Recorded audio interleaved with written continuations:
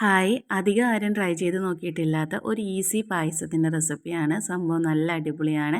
എങ്ങനെയാണ് തയ്യാറാക്കി നോക്കിയാലോ? ആദ്യം നമ്മൾ കുക്കർ എടുക്കുക. നമ്മളിന്ന് പായസം ഉണ്ടാക്കുന്ന ചവ്വരി വെച്ചാണ്. ചവ്വരി കൊണ്ടുള്ളൊരു പായസത്തിൻ്റെ റെസിപ്പിയാണ്.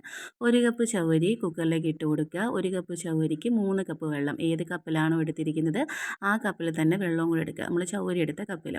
എന്നിട്ട് കുക്കർ അടച്ച് വെച്ച് ഒറ്റ വിസിൽ മാത്രം മതി. പിന്നെ ആ ഒരു വിസിലിൻ്റെ ആവി നമ്മൾ എടുത്ത് കളയരുത്. ആ ആവിയിലിരുന്നും കൂടെ ഒന്ന് വെന്ത് വരണം. ഫുള്ളായിട്ട് ആവി മാറിയതിന് ശേഷം കുക്കറിൻ്റെ മൂടി തുറക്കുക. അതിന് ശേഷം സ്പൂൺ കൊണ്ട് നല്ലതുപോലെ ഇളക്കുക. ആദ്യം ഇങ്ങനെ കട്ടകളായിട്ട് ഇരിക്കും. എന്നാലും നല്ലപോലെ നമ്മളൊന്ന് മിക്സ് ചെയ്തെടുക്കുമ്പോഴത്തേക്ക് കട്ടകളെല്ലാം മാറിക്കിട്ടും. ഇനി ഇതിലേക്ക് നമ്മൾ ഈ കുക്കറിൽ വെച്ച് തന്നെയാണ് കേട്ടോ വേവിച്ചെടുക്കുന്നത്. 1/2 ലിറ്റർ പാലാണ് ഒഴിച്ചു കൊടുക്കുന്നത്. 1/2 ലിറ്റർ പാൽ ഒഴിച്ചു കൊടുക്കുക. എന്നിട്ട് നമ്മൾ കൈവിടാതെ ഇളക്കിക്കൊണ്ടേയിരിക്കണം. ഒരു 6 മിനിറ്റ് നേരം 6-7 മിനിറ്റ് നേരം ഇങ്ങനെ ഇളക്കിക്കൊണ്ടേയിരിക്കുക. അപ്പോൾ ഇളക്കിയെടുക്കുന്ന സമയത്ത് നല്ലതുപോലെ കുറുകി വരും. അപ്പോൾ നല്ലതുപോലെ വെന്തുടയുകയും ചെയ്യും. അതുമാത്രമല്ല ഇടയ്ക്കിടയ്ക്ക് ഈ ബോൾസാക്കി കിട്ടുകയും ചെയ്യും. അങ്ങനെ ഏകദേശം ഒന്ന് കുറുകി വരാൻ തുടങ്ങുന്ന സമയത്ത് നമ്മൾ ഏലയ്ക്ക 2 ഏലയ്ക്ക ചതച്ചതും കൂടി ഇട്ട് കൊടുക്കുന്നുണ്ട്.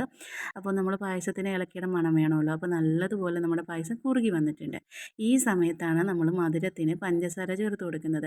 അപ്പോൾ ശർക്കര പാനിയാണ് ചേർത്ത് കൊടുക്കുന്നതെങ്കിൽ ശർക്കര പാനിയാക്കി വെച്ചത് തണുത്തതിന് ശേഷം മാത്രം ചേർത്ത് കൊടുക്കുക.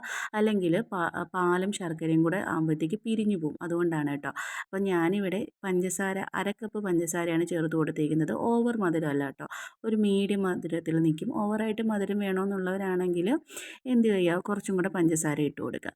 എന്നിട്ട് ഇതൊരു 3-4 മിനിറ്റ് നേരം ഒന്ന് മിക്സ് ചെയ്തെടുക്കുക. മിക്സ് ചെയ്തെടുത്തതിന് ശേഷം നമ്മൾ ഇതിലേക്ക് നമ്മുടെ കശുവണ്ടിയും മുന്തിരിങ്ങയും ഒക്കെ ഒന്ന് നെയ്യിൽ വറുത്തെടുത്തും കൂടി ഇട്ട് കൊടുത്താൽ നമ്മുടെ സാബുദാന പായസം അല്ലെങ്കിൽ ചവ്വരി പായസം ഇവിടെ റെഡി ആയിട്ടുണ്ട്. സംഭവം നല്ല ടേസ്റ്റിയാണ് കേട്ടോ. ഒരു വട്ടമെങ്കിലും ഒന്ന് ട്രൈ ചെയ്ത് നോക്കണം. വീട്ടിൽ പായസം ഉണ്ടാക്കാൻ സാധനങ്ങളൊന്നുമില്ല, എന്നാൽ ചവ്വരി ഇരിപ്പുണ്ടെങ്കിൽ തീർച്ചയായിട്ടും എല്ലാവരും ഒന്ന് ട്രൈ ചെയ്ത് നോക്കുക. കണ്ടില്ലേ, നല്ല അടിപൊളിയായിട്ട് വന്നിട്ടുണ്ട്. ചവ്വരി കൊണ്ടുണ്ടാക്കിയാണെന്ന് ആരും പറയില്ല. അപ്പോൾ വീഡിയോ ഇഷ്ടപ്പെട്ടാൽ ലൈക്ക്, ഷെയർ ആൻഡ് സബ്സ്ക്രൈബ്.